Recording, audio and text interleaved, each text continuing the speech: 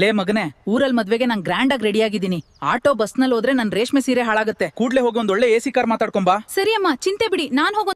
ಅಮ್ಮ, ಈ ಬಂಗಾರದ ಮನುಷ್ಯನ ಅಮ್ಮನಿಗೆ ರಾಯಲ್ ಜರ್ನಿಯನ್ನೇ ಅರೇಂಜ್ ಮಾಡ್ತೀನಿ. ನೀನ್ ರೆಡಿ ಆಗಿರು. ಪಕ್ದೂರ್ಗ್ ಹೋಗಕ್ 5,000 ಕೇಳ್ತೀಯಾ? 5,000 ಕೊಟ್ರೆ ನಿನ್ ಕಾರ್ನೇ ಖರೀದಿ ಮಾಡ್ಬೋದು. ನೋಡ್ತಾ ಇರು, ನನ್ನ ಅಮ್ಮನ್ಗೆ ಇದಕ್ಕಿಂತ ರಾಯಲ್ ಜರ್ನಿ ನಾನೇ ಅರೇಂಜ್ ಮಾಡ್ತೀನಿ. ಮಾಫ್ ಕರೋ ಸರ್, ಪ್ಲೀಸ್. ಓಯ್ ಗಜರಾಜ, ಆ ಕಾರ್ ಡ್ರೈವರ್ ಅತಿಯಾಗಿ ಆಡ್ತಿದ್ದಾನೆ. ನೀನ್ ನನ್ ಜೊತೆ ಬಂದ್ರೆ ನಿನ್ ದಿನ 100 ಬಾಳೆಹಣ್ಣು ಕೊಡ್ತೀನಿ. ನನ್ನ ಅಮ್ಮನ್ನ ನಿನ್ ಬೆನ್ ಮೇಲೆ ಕೂರ್ಸ್ಕೊಂಡು ರಾಜಮಾತೆ ತರ ಮದ್ವೆ ಕರ್ಕೊಂಡು ಹೋಗ್ಬೇಕು. ಬರ್. ಎಸಿ ಕಾರ್ ಎಲ್ಲಿ? ಈ ಗಜರಾಜನ ಗತ್ತೆಲ್ಲಿ? ಇವತ್ತು ನಮ್ಮ ಎಂಟ್ರಿ ಇಡೀ ಊರೇ ನೋಡ್ಬೇಕು.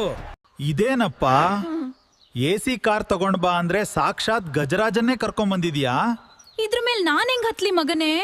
ಎಸಿ ಕಾರಲ್ಲಿ ಆರ್ಟಿಫಿಷಿಯಲ್ ಗಾಳಿ ಬರುತ್ತೆ ಅಮ್ಮ. ಅದೇ ಈ ಆನೆ ಮೇಲೆ ಹೋದ್ರೆ ನ್ಯಾಚುರಲ್ ಗಾಳಿ ಬರುತ್ತೆ. ಇದ್ರಲ್ಲಿ ಕೂತ್ರೆ ನೀನ್ ಬಾಹುಬಲಿಯ ಶಿವಗಾಮಿಯ ತರ ಕಾಣ್ತೀಯಾ? ಹತ್ತು ಅಮ್ಮ. ಅಮ್ಮನ್ನ ಸೇಫ್ ಆಗಿ ಮದ್ವೆ ಕಳಿಸ್ತೆ ಫ್ರೆಂಡ್ಸ್.